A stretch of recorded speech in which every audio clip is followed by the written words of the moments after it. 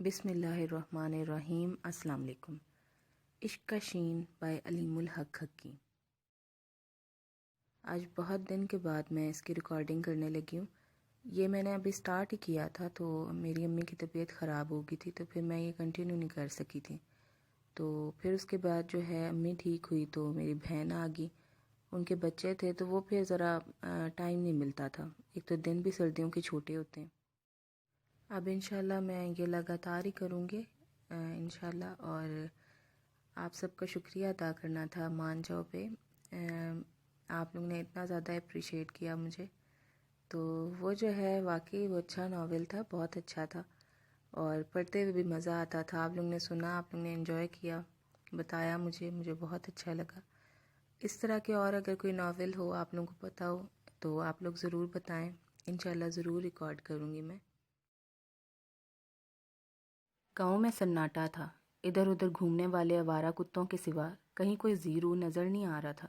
یہ بھی اچھا تھا کہ ٹھاکر پرتاپ سنگھ کو جمال دین کے دروازے پر جاتے دیکھنے والا کوئی نہیں تھا۔ ٹھاکر پرتاپ سنگھ اس وقت متضاد جذبوں کا اسیر تھا۔ اس نے زندگی میں کبھی کسی سے کچھ نہیں مانگا تھا، کبھی ضرورت ہی نہیں پڑی تھی کچھ مانگنے کی۔ اسی لیے پہلی بار جب اولاد کے لیے منت ماننے وہ مندر گیا تو اسے عجیب سا لگا۔ اسے حیرت بھی ہوئی کہ اس سے پہلے اس نے کبھی بھگوان سے بھی کچھ نہیں مانگا تھا۔ وہ راجپوت تھا اور اس کے پاس دو طرح کی طاقت تھی، ایک دولت کی جس کے زور پر کچھ بھی خریدا جا سکتا تھا، اور دوسری طاقت اپنے بازوؤں کی تھی۔ لیکن ان دونوں کے استعمال کی بھی اسے کبھی ضرورت نہیں پڑی تھی۔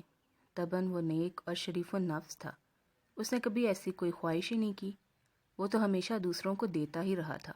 تو جب پہلی بار مندر میں اس نے بھگوان کی مورتی کے سامنے ماتھا ٹیک کر اولاد کے لیے پرارتھنا کی تو وہ اپنے اندر بہت شرمندہ ہوا۔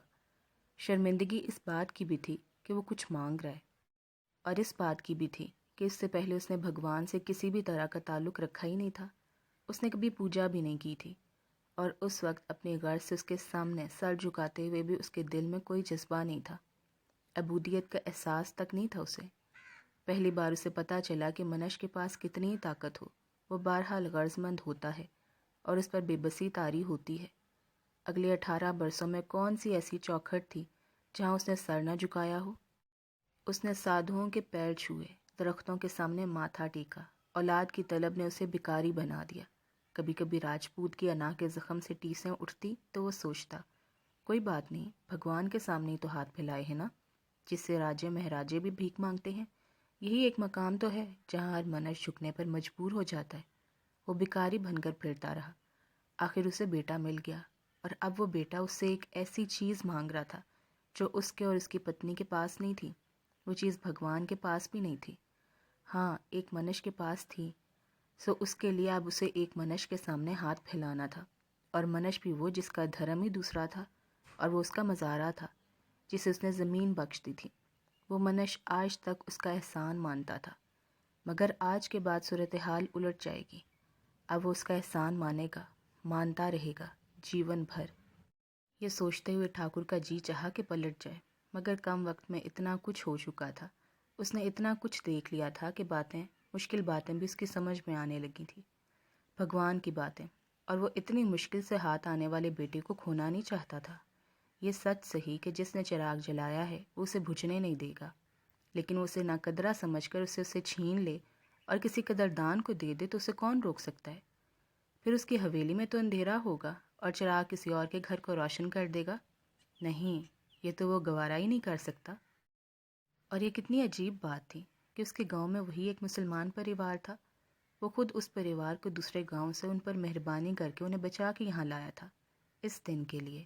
یہ اس نے سوچا بھی نہیں تھا، مگر بھگوان تو جانتا تھا۔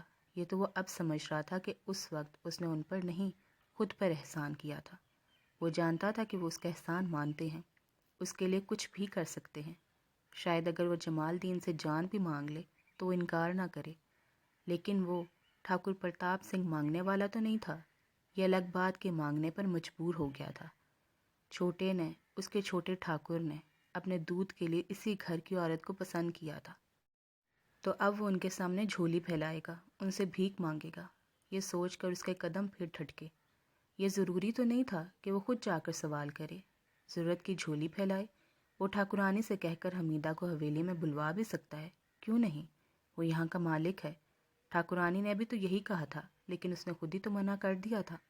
मांगना है तो आदमी मांगने वालों की तरह मांगे, मांगने के भी आदाब हुआ करते हैं। फिर एक और बात भी थी, इस तरह दूसरों को शुबा हो सकता है, और सबसे बड़ी बात ये कि मुंह छुपाना बुज़दिली है, जो राजपूतों के शायान शान नहीं, और वो बाज़ार में मिलने वाली कोई आम सी चीज़ तो नहीं मांग रहा है, वरना वो इस चीज़ को ख़रीद ही ना लेता। इस औरत हमीदा का अपना एक बच्चा है जिसका उसके दूध पर हक है, और उसका पति है जिसकी इजाज़त के बगैर वो कुछ नहीं कर सकती। उसे इजाज़त लेना भी ज़रूरी है, और फिर उसका सिला देना भी ज़रूरी है। ठाकुरों की गढ़ी के ठाकुर प्रताप सिंह को एहसास भी नहीं हुआ कि वो मांगने के आदाब खुद ब खुद सीख रहा है। ठाकुर चौंक कर रुका। वो मंजिल पर पहुंच चुका था। सामने जमालदीन के घर का दरवाज़ा था। एक बार फिर उसकी राजपूती आन ने उसे उकसाया कि वो पलट जाए, लेकिन अब कुछ नहीं हो सकता था। वो एक कदम आगे बढ़ा और कुंडी हिला दी। इतनी रात को ठाकुर को अपने दरवाजे पर खड़ा देखकर जमालदीन के ओसान खता हो गए। अभी तो हमीदा ने धमाका किया था। वो समझा कि ठाकुर को सब कुछ मालूम हो गया है। ठाकुर जी, आप, और आप इस वक्त? उसके मुंह से बेसाख्ता निकला। फिर उसने जल्दी से इजाफा किया, खैरियत तो है ना ठाकुर जी? ठाकुर ने जमालदीन को बहुत गौर से देखा। दरवाज़ा खुलने में देर तो लगी, तो उसने सोचा कि वो लोग यकीनन सो रहे होंगे। काम इतना ज़रूरी ना होता तो वो वापस चला जाता, मगर उसके ना चाहते हुए भी दोबारा दस्तक देनी पड़ी। लेकिन जमालदीन का चेहरा देखकर अंदाज़ा नहीं होता था कि वो तो सोते से उठता है। वहाँ तो जगार ही जगार थी। ठाकुर को इस तरह घूरते देखकर जमालदीन और गड़बड़ा गया। उसे बस यही ख्याल आया कि ठाकुर को हमीदा की ख्वाहिश और इरादे का पता चल गया है, और अब वो उन्हें सज़ा देने के लिए आया है, वरना इतनी रात को यहाँ क्यों आता? हुक्म करें ठाकुर जी, उसने कहा। फिर फ़ौरन ही उसे अपनी बदतमीज़ी का एहसास हुआ। वो बीच दरवाजे में खड़ा था, और उसने ठाकुर को अंदर आने के लिए भी नहीं पूछा था। उसने जल्दी से दरवाजे से हटकर ठाकुर को रास्ता दिया। अंदर आए ना ठाकुर जी। ठाकुर ने चौखट पार की और सहन में आया। जमालदीन ने सहन में पड़ी चारपाई की तरफ इशारा किया। बैठें ठाकुर जी। ठाकुर चारपाई पर बैठ गया, मगर वो मुस्तरिब था। उसकी समझ में नहीं आ रहा था बात किस तरह शुरू करे। जमालदीन उसके सामने हाथ बांधकर खड़ा हो गया। मैं क्या खिदमत करूं आपकी ठाकुर जी? वो मैं, तुम्हारी बीवी कहाँ है जमालदीन? ठाकुर को कहते कहते खुद भी अपनी बात के अहमकाना होने का एहसास होने लगा। ज़ाहिर है वो सो रही होगी, लेकिन जमालदीन बीवी के हवाले पर और बौखला गया। उसका खदशा सख्त सच साबित हो रहा था। उसे माफ़ कर दें ठाकुर जी, वो नादान है, दीवानी है। जो सोचना भी नहीं चाहिए वो करना चाहती है। अब माफ़ कर दें उसे। मैं अब उसे ऐसा सोचने भी नहीं दूंगा। ठाकुर अचंभे में पड़ गया। उसने कहा, वो मुझे नहीं पता जमालदीन के तुम क्या कह रहे हो, पर मैं तो हमीदा से मिलने आया हूँ। मुझे एक ज़रूरी बात करनी है उससे, एक विनती करनी है। वो सो रही है क्या? जी हाँ, जी नहीं, वो सो रही है। जमालदीन बौखला गया। मैं इतनी तकलीफ़ देना नहीं चाहता, पर यह ज़रूरी है, तुम जगा दो उसे। ठाकुर के जुमले का पहला हिस्सा तो जमालदीन के सर पर से गुजर गया। उसने आखिरी हिस्सा सुना और दहल गया। वो जल्दी से लपका और ठाकुर के पाँव पकड़ लिए। माफ़ कर दें ठाकुर जी, वो तो पागल है, आप हमें माफ़ कर दें। ठाकुर झुंझला गया। यह आदमी ना सीधी बात करता है ना उसकी सुनता है। मगर उसने फ़ौरन ही खुद को याद दिलाया कि गर्ज़मंद लोग उन लोगों पर गुस्सा नहीं करते जिनसे कोई गर्ज़ हो। तुम्हें क्या हो गया जमालदीन? उसने लहजा नरम रखने की कोशिश करते हुए कहा। चलो खैर, हमीदा को छोड़ो, असल बात तो तुमसे ही करनी है। जमालदीन पूरी जान से लरज़ने लगा। रहम कर दें ठाकुर जी, हम हमेशा से आपके वफ़ादार हैं, इसीलिए तो तुम्हारे पास आया हूँ सवाली बनकर। मुझे तुमसे कुछ मांगना है। जमालदीन को यूं लगा जैसे ठाकुर की पूरी हवेली उसके सर पर आ गिरी है।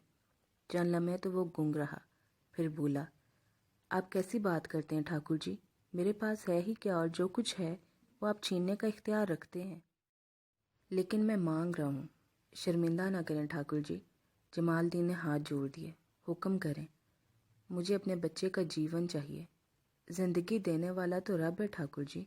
जमालदीन ने आसमान की तरफ उंगली उठाई। मैं धरती की बात करता हूँ जमालदीन। यहाँ तुम और हमीदा उसे जीवन दान कर सकते हो, हमीदा उसे दूध पिलाकर और तुम हमीदा को दूध पिलाने की इजाज़त देकर। जमालदीन का जहन शकूक व शुबहात से भर गया। ये भी मुमकिन था कि ठाकुर उनसे सच उगलवाने के लिए जाल बिछा रहा हो। उसने घबरा कर कहा, यह कैसे मुमकिन है ठाकुर जी? یہ تو دھرم کا معاملہ ہے. یہ نہ ہوا تو میرا بچہ بھوک سے مر جائے گا جمال دین. وہ کل سے بھوکا ہے اور وہ صرف حمیدہ کا دودھ مانگ رہا ہے. اسے کچھ ہو گیا تو میں بھی مر جاؤں گا جمال دین. ٹھاکر کے لہجے کی تڑپ اور سچائی نے جمال دین کو ہلا کر رکھ دیا. پھر وہ ہچکچا رہا تھا. لیکن ٹھاکر جی. پرتاپ سنگھ کے لیے وہ لمحہ بہت کڑا تھا. اس کے پرکھوں کی آن، راجپوتوں کی شان. اس نے سب کو جھٹک دیا اور جمال دین کے سامنے ہاتھ جوڑ دیے. میں تم سے بنتی کرتا ہوں جمال دین، مجھے خالی ہاتھ مت. جمال دین نے جھپٹ کر اس کے دونوں ہاتھ کھولے اور انہیں بے تابانہ چومنے لگا. ایسے نہ کریں ٹھاکر جی، ایسے نہ کہیں، وہ روتے ہوئے کہہ رہا تھا. چھوٹے ٹھاکر کے لیے ہم سب کی جان حاضر ہے. لیکن اسی لمحے حمیدہ کمرے سے نکل آئی. اب تو آپ اجازت دے دو نا جی، اب تو کوئی حرج، کوئی ڈر نہیں. مالک خود کہہ رہے ہیں. اس کے لہجے میں بے تابی تھی. ٹھیک ہے حمیدہ. ٹھاکر نے حمیدہ کے لہجے کی بے تابی محسوس کی. پھر اسے غور سے دیکھا اور حیران رہ گیا. حمیدہ کی آنکھوں میں نیند کا نشان تک نہیں تھا. یہ طے تھا کہ وہ بھی سوئی ہوئی نہیں تھی. اسے یہ بات بھی عجیب لگی کہ وہ دونوں جاگ رہے تھے. اجازت دے دو نا جمال دین، ٹھاکر نے کہا. یہ مجھ پر اپکار ہوگا تمہارا. مجھے گناہ گار نہ کریں ٹھاکر جی، یہ تو ہمارا فرض ہے، جمال دین نے گڑ گڑا کر کہا. پھر وہ بیوی سے مخاطب ہوا. جاؤ حمیدہ، تم ٹھاکر جی کے ساتھ چلی جاؤ. نہیں جمال دین، مجھے اپنی آن کا خیال بھی رکھنا ہے اور تمہاری عزت کا بھی. تم بھی اپنے بچے کو ساتھ لے کر چلو. میں نہیں چاہتا کہ کوئی اکیلی حمیدہ کو میرے ساتھ دیکھے. اور دوسری بات یہ ہے کہ یہ بات کسی کو پتہ نہ چلے کہ حمیدہ اوتار سنگھ کو دودھ پلاتی ہے. کبھی کسی کو پتہ نہیں چلے گا مالک، حمیدہ نے جلدی سے کہا. جمال دین کو ٹھاکر کا بڑا پن بہت اچھا لگا. وہ اپنی آن کی فکر کرتا تھا تو دوسروں کی عزت کا بھی اسے دھیان رہتا تھا. وہ کمرے میں گیا اور سوتے ہوئے وصال دین کو گود میں اٹھا لایا. پھر وہ گھر سے نکل آئے. راستے میں ٹھاکر نے کہا، آج جیسی بے وقت تکلیف تمہیں کبھی نہیں ہوگی. تکلیف کیسی ٹھاکر جی، یہ تو ہمارے لیے خوشی کی بات ہے، جمال دین نے کہا. ٹھاکر کو پھر اس بات کا خیال آ گیا جو اسے رہ رہ کر چبھ رہی تھی. ایک بات بتاؤ، اس نے کہا، تم دونوں اتنی رات کو جاگ کیوں رہے تھے؟ حمیدہ تو کل سے بے کل ہے ٹھاکر جی. یہ چھوٹے ٹھاکر کو دودھ پلانے کو تڑپ رہی تھی. اور جمال دین کہتے کہتے رک گیا. یہ ٹھاکر کے لیے انکشاف تھا. حمیدہ چھوٹے ٹھاکر کو دودھ پلانے کے لیے؟ اور کیا؟ بتاؤ مجھے. لیکن جمال دین چپ رہا. بتاؤ نا جمال دین، ٹھاکر اصرار کرنے لگا. آپ خفا ہو جائیں گے ٹھاکر جی، اور یہ میں نہیں چاہتا. تم بتاؤ، میں خفا نہیں ہوں گا. جمال دین چند لمحے سوچتا رہا، پھر بولا. یہ حمیدہ اس وقت غور کر رہی تھی، کہتی تھی حویلی جاؤں گی. ٹھاکر کی حیرت دو چند ہو گئی. کیوں؟ کہتی تھی اس وقت سب سو رہے ہوں گے، چپکے سے جا کر چھوٹے ٹھاکر کو دودھ پلاؤں گی، وہ بھوکے ہوں گے. ٹھاکر کے دل کو اس لمحے کچھ ہو گیا. وہ پگھلنے لگا. یہ عورت جو اس کی کچھ نہیں لگتی تھی، اس کے بچے کے لیے تڑپ رہی ہے. یہ جانتی ہے کہ اس کو کسی نے دیکھ لیا، اس کا پورا پریوار ختم کر دیا جائے گا. پھر بھی یہ کون سا جذبہ ہے؟ اس نے بڑی ممنونیت سے حمیدہ کو دیکھا.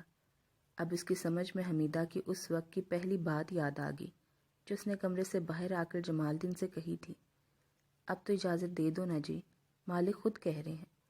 وہ سمجھ گیا کہ حمیدہ حویلی جانے اور بچے کو چھپ کر دودھ پلانے پر اصرار کر رہی تھی، اور جمال دین جو اس بات کے نتائج سمجھتا تھا بجا طور پر اسے روک رہا تھا. لیکن کیا وہ؟ اسی لمحے جمال دین نے ٹھاکر پرتاپ سنگھ کے من میں آئی ہوئی بات اپنے منہ سے کہہ دی. یہ تو پاگل ہو رہی تھی ٹھاکر جی. مجھے ڈر تھا کہ میری آنکھ لگ گئی تو یہ چپکے سے نکل جائے گی اور اپنے دل کی کر کے رہے گی. اور پھر جمال دین نے جھرجھری لی اور جملہ ادھورا چھوڑ دیا. ٹھاکر کو کوئی شبہ نہیں تھا کہ حمیدہ ایسا ہی کرتی. اب وہ سوچ رہا تھا کہ یہ بھگوان کے کھیل ہیں. بچے کے من میں جس کے دودھ کی طلب ڈالی، اس کے من میں بچے کو دودھ پلانے کی طلب بھی ڈال دی. اسے خوشی ہوئی کہ عورت صرف اس کے حکم کی وجہ سے اس کے بچے کو دودھ نہیں پلائے گی، بلکہ محبت سے پلائے گی. دیکھو، اس کا صلہ تو میں کیا کوئی بھی نہیں دے سکتا، مگر میں تم دونوں کا یہ اپکار ہمیشہ یاد رکھوں گا، اس نے کہا. وہ حویلی کی طرف بڑھتے رہے. پورا گاؤں نیند میں ڈوبا ہوا تھا. وہاں وہ منظر دیکھنے والا کوئی نہیں تھا، لیکن کوئی دیکھتا تو حیران ہوئے بغیر نہ رہتا اور تجسس سے بھی بچ نہ پاتا. ٹھاکر پرتاپ سنگھ اکیلا آگے آگے چل رہا تھا. اس کے پیچھے جمال دین اور حمیدہ قدم سے قدم ملائے چل رہے تھے، اور جمال دین کی گود میں ننھا وصال دین تھا۔ وہ حویلی میں داخل ہوئے، وہاں بھی سناٹا تھا۔ راہداری میں ٹھاکر رکا۔ حمیدہ، وہ رہا میرے اوتار سنگھ کا کمرہ۔ اس نے کمرے کی طرف اشارہ کرتے ہوئے کہا، تم جاؤ، جمال دین میرے ساتھ ہے، تھوڑی دیر بعد میں تمہاری خبر لینے آؤں گا۔ حمیدہ تیز قدموں سے کمرے کی طرف بڑھی، مگر تیزی کے باوجود اس کے قدموں میں ہچکچاہٹ تھی۔ ذرا آگے جا کر اس نے پلٹ کر دیکھا، ٹھاکر وہیں کھڑا اسے دیکھ رہا تھا۔ بچے کو گود میں اٹھائے جمال دین اس کے پیچھے تھا۔ ٹھاکر نے سر ہلاتے ہوئے کہا، جاؤ حمیدہ، ڈرو مت، اندر تمہارا انتظار ہو رہا ہوگا۔ حمیدہ کے کمرے میں داخل ہوتے ہی ٹھاکر پلٹا اور اپنے کمرے کی طرف چل دیا۔ آؤ جمال دین، تم میرے ساتھ چلو۔ ٹھاکرانی کے کمرے میں جو کچھ ہوا ٹھاکر پرتاپ سنگھ دیکھ لیتا تو راجپوتوں کی ایک روایت ٹوٹ جاتی، وہ یہ کہ راجپوت کبھی نہیں روتے۔ حمیدہ کمرے میں داخل ہوئی، کمرے میں روشنی ہو رہی تھی۔ ٹھاکرانی مسحری پر بیٹھی پہلو میں لیٹے بچے کو ٹکٹکی باندھی دیکھ رہی تھی۔ اس کے چہرے پر خوف جیسے جم کر رہ گیا تھا۔ اس کی محویت ایسی تھی کہ دروازہ کھلنے اور بند ہونے کی آواز سے بھی نہیں ٹوٹی۔ سلام مالکن، حمیدہ نے کہا۔ اس پر ٹھاکرانی نے چونک کر سر گھمایا۔ حمیدہ کو دیکھتے اس کی آنکھوں میں چمک پیدا ہوئی۔ آجا حمیدہ، ہم کب سے تیری راہ تاک رہے ہیں، میں اور میرا بچہ۔ اس کے لہجے میں بےتابی تھی۔ مگر سن، دروازے کی چٹکنی لگا دے پہلے۔ حمیدہ کچھ سمجھی نہیں، مگر حکم کی تعمیل کرنا اس کے خون میں شامل تھا۔ چٹکنی چڑھا کر وہ واپس آئی اور مسحری کے پاس کھڑے ہو کر ایک نظر بچے پر ڈالی۔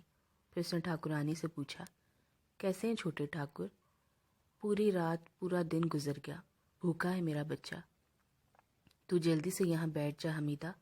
ٹھاکرانی نے مسحری کے پائنتی والے حصے کی طرف اشارہ کیا۔ حمیدہ کی آنکھیں پھیل گئیں۔ نہیں مالکن، یہ مجھ سے نہیں ہوگا۔ جیسا میں کہتی ہوں ویسا کر، ٹھاکرانی نے درست لہجے میں کہا۔ پھر لہجہ نرم رکھتے ہوئے بولی، جب میرے حصے کا کام کرے گی تو میری جگہ پر ہی بیٹھے گی نا۔ حمیدہ نے ٹھاکرانی کے تیور بھانپے اور سہمتے جھجکتے مسحری پر بیٹھ گئی۔ اس کے پاؤں نیچے لٹکے ہوئے تھے۔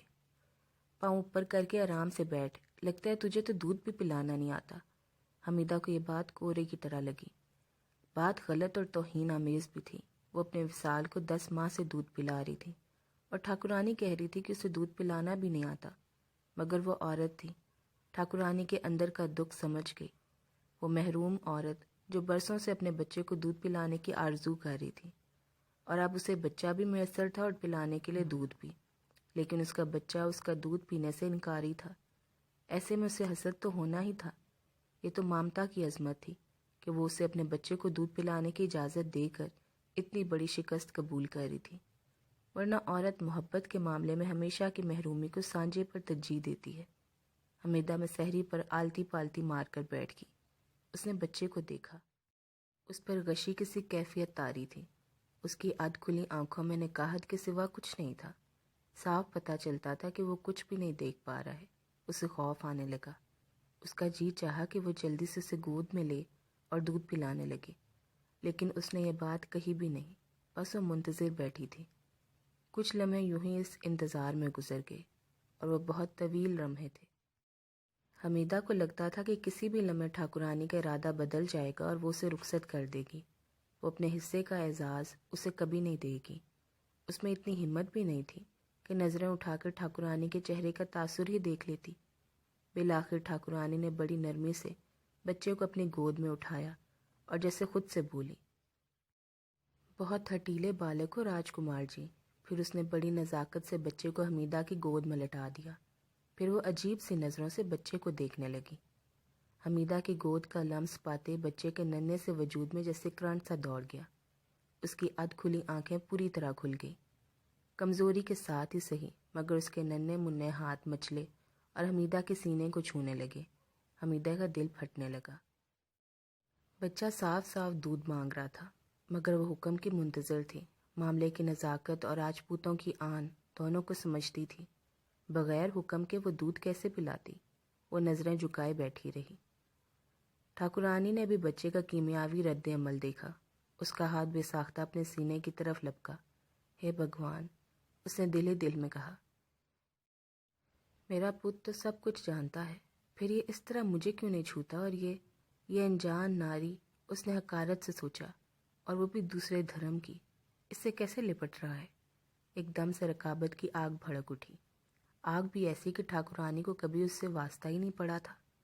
اس کا جی چاہا کہ بچے کو اپنی گود میں اٹھا لے اور حمیدہ کو دھکے دے کر کمرے سے نکال دے، مگر فوراً یہ خیال بھی آ گیا کہ بچے کی زندگی خطرے میں ہے۔ مگر اس لمحے اسے حمیدہ سے نفرت، شدید نفرت محسوس ہو رہی تھی، اور اس نفرت کو اظہار کی ضرورت بھی تھی، ورنہ ٹھاکرانی کو کچھ ہو جاتا۔ چنانچہ اس نے اس نفرت کو کسی اور طریقے سے نکالا۔ میں نے بچے کو تیری گود میں اس کا منہ دیکھنے کے لیے نہیں دیا حمیدہ، دودھ کیوں نہیں پلاتی اسے؟ اسے نفرت بھرے لہجے میں کہا۔ حمیدہ اس کی منتظر تھی، نفرت سے سہم کی، مگر حکم تو ہوا۔ شاید کوئی بھی انسان دو متضاد کیفیات کے درمیان اس قدر برابری سے تقسیم نہیں ہوا ہوگا جیسا اس وقت ٹھاکرانی ہوئی تھی۔ اس کے منقسم وجود کا ایک حصہ اس پر مصر تھا کہ وہ دودھ پیتے بچے کو چھوڑ کر کمرے سے نکل جائے، کیونکہ جو کچھ ہو رہا تھا وہ اسے دیکھنا بلکہ سننا بھی نہیں چاہتی تھی، اور منقسم وجود کا حصہ وہی سب کچھ دیکھنے اور سننے پر اصرار کر رہا تھا۔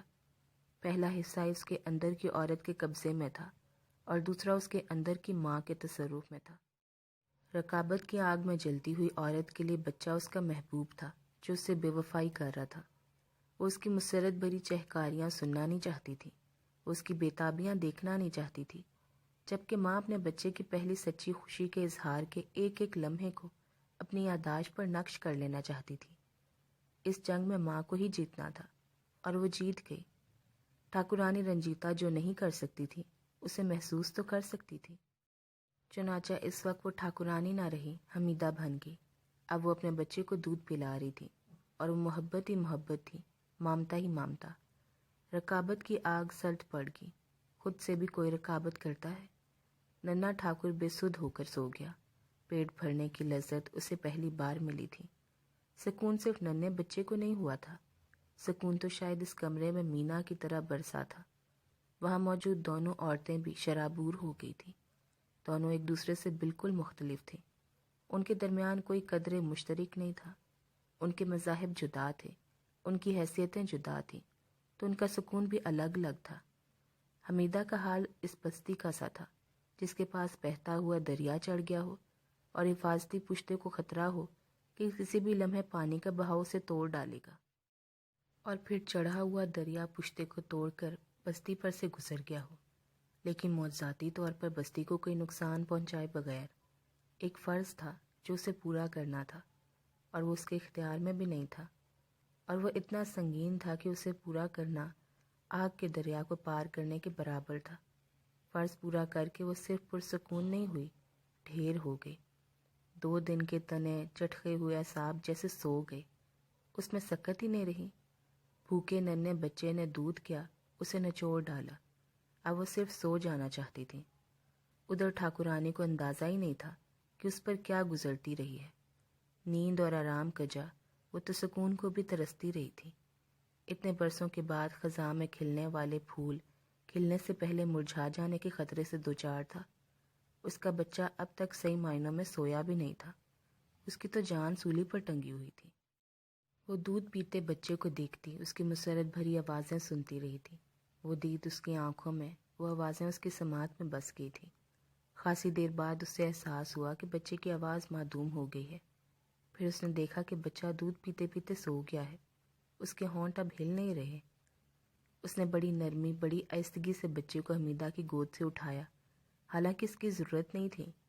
بچہ اتنی گہری نیند میں تھا کہ کس نے سایا بھی نہیں۔ ٹھاکرانی نے اسے سینے سے بھینچ لیا۔ پہلی بار ٹھاکرانی نے سکون کی سانس لی، اس کا بچہ زندہ رہے گا، اس کا پیٹ بھر گیا ہے، اور وہ سو رہا ہے۔ یہ سوچتے سوچتے اس کی اپنی آنکھیں بھی مننے لگیں۔ ادھر حمیدہ کو ایسا لگ رہا تھا کہ جسم بے جان ہو گیا ہے، ہلنے کی سکت بھی نہیں رہی، لیکن اسے احساس تھا کہ وہ ٹھاکرانی کی مسہری پر بیٹھی ہے، اور یہ بے ادبی ہے۔ ٹھاکرانی کو جلال آ گیا تو خیر نہیں، اسے معلوم نہیں تھا کہ ٹھاکرانی کو اس چیز کا احساس بھی نہیں ہے۔ جیسے تیسے وہ مسہری سے اتری۔ چٹخنی گرا دوں مالکن؟ اس نے ٹھاکرانی سے پوچھا۔ ٹھاکرانی نے بڑی مشکل سے اس بات میں سر ہلایا اور آہستہ آواز میں بولی، کھول دو حمیدہ، اور یہ کہتے ہی وہ سو گئی۔ حمیدہ نے چٹخنی گرائی، پھر وہ آ کر فرش پر دیوار سے ٹیک لگا کر بیٹھ گئی۔ جمال الدین نے ٹھاکر کی خوابگاہ جیسی کوئی جگہ خواب میں بھی نہیں دیکھی تھی، اور وہ مسحری تو اتنی بڑی تھی کہ اس پر گاؤں کے آدھے لوگ سو سکتے تھے۔ اپنے بیٹے کو یہاں لٹا دے جمال الدین، ٹھاکر نے مسحری کی طرف اشارہ کرتے ہوئے کہا۔ جمال الدین کے چہرے پر ہوائیاں اڑنے لگیں۔ یہ کیسے ہو سکتا ہے ٹھاکر جی؟ کیوں نہیں ہو سکتا؟ یہ سوتے میں پیشاب بھی کر سکتے ٹھاکر جی۔